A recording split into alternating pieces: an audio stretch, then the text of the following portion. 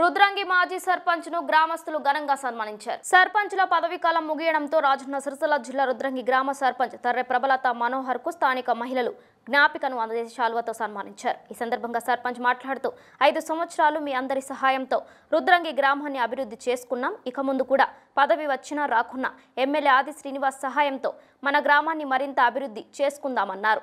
ఇంత చిన్న వయసులో నాకు ఉన్నత స్థానం కల్పించిన ఓటర్లకు ప్రత్యేక ధన్యవాదాలు అంటూ కన్నీటి పర్యంతమయ్యారు. అలాగే నా వెన్నంటి ఉన్న గ్రామ పంచాయతీ సిబ్బంది ప్రజాప్రతినిధులకు ధన్యవాదాలు తెలిపారు. ఈ కార్యక్రమంలో గ్రామ మహిళలు పాల్గొన్నారు.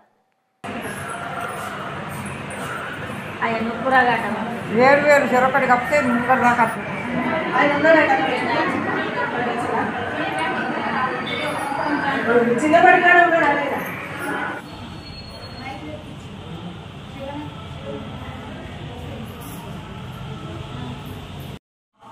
ఎప్పుడైనా కానీ మాకు వ్యవసాయ కుటుంబం అప్పటి నుంచే వ్యవసాయం మీద ఆధారపడుతూ 2011లో మన అంబేద్కర్ చౌరస్తా కాడ పట్టణ షాప్ పెట్టుకోవడం జరిగింది.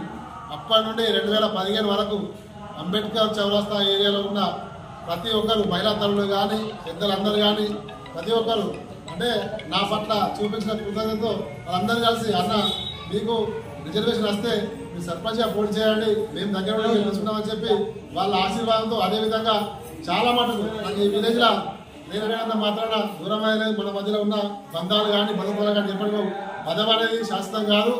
మనమందరం కలిసిమెలిసి ఉన్నాం. ప్రజలకు ఏ కష్టం వచ్చినా శ్రీరన్న అండతో అన్ని విధాలుగా ఇప్పుడే పదవి అయిపోయిన తర్వాత బాధ్యత తొలగిపోయినట్టు కాదు, ఇంకా బాధ్యత పెంచినట్టుగా మీకు ఏ కష్టం వచ్చినా అండగా ఉండి ఎల్లవేళ సేవ చేస్తామని చెప్పి బలపడుతూ కోరుకుంటూ మీ అందరికీ పేరు పేరు ధన్యవాదాలు చేస్తాను. ప్రజలను ఒక కుటుంబంలాగా భావించాను. కుటుంబంలోనే నేను నా బంధువులను నా అమ్మ నాన్నను అందరినీ చూసుకున్నాను.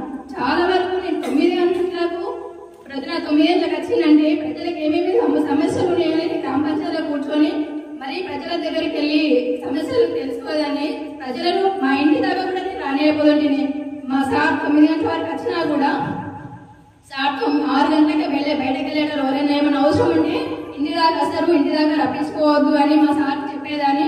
మా సార్ కూడా చాలా వరకు 6 గంటల నుంచి రాత్రి 9 గంటలకు ప్రజాసేవలే ఉన్నారు. వారికి నా నుంచి కూడా చాలా దగ్గర తెలియజేసుకుంటున్నాను. ఎందుకంటే ఏ చిన్న విషయం ఉన్నా కూడా అసలు విసుకోకుండా ఏ చిన్న పని అయినా సరే చేసి పెట్టేవాడు. ఇట్లా గట్లనా అని అసలు నా మీద కూడా కోపించుకునేవాడు కాదు. ఎందుకంటే ప్రజల మెప్పు పొందినాం కాబట్టి ప్రజలు మనల్ని నమ్మి గెలిపించారు కాబట్టి వాళ్ళను మనం కంపల్సరిగా వాళ్ళ నమ్మకాన్ని మనమైనా పర్లేదు. కానీ సినన్న గారి ప్రోత్సాహంతో మహిళలకు ఎప్పుడు నేను అండగా ఉంటాను. ఏ చిన్న విషయమైనా సరే మహిళలకు అన్ని విధాలుగా నేను సహాయపడతాను. ఎందుకంటే నాకు ఇప్పుడు పదవి కాలం అయిపోయిందని అసలు నేను బాధపడను. ప్రతి విషయంలోనూ మహిళలకు ప్రతి విషయంలోనూ ముందడుగుని మహిళలను ముందడుగు ఉంచుతానని ఒక ఆలోచన విధానంతో నేను ముందుకెళ్తానని అనుకుంటున్నాను. దానికి మీ అందరి సపోర్ట్ నాకు కావాలి. ఎందుకంటే గౌరవ పెద్దలు ఎమ్మెల్యే గారు చాలా వరకు చెప్తారు. మీకు ఏదైనా సమస్య ఉంటే చెప్పండి, నేను ఖచ్చితంగా అన్ని విధాలుగా చేస్తాను. మహిళల నుంచి ఏ విధమైన సరే నేను అన్ని విధాలుగా చేస్తాను అని చెప్పేవారు. ఆయన ఆలోచనతోనే నేను ఇంకా ముందుకు చాలా సేవలు చేసుకుంటానని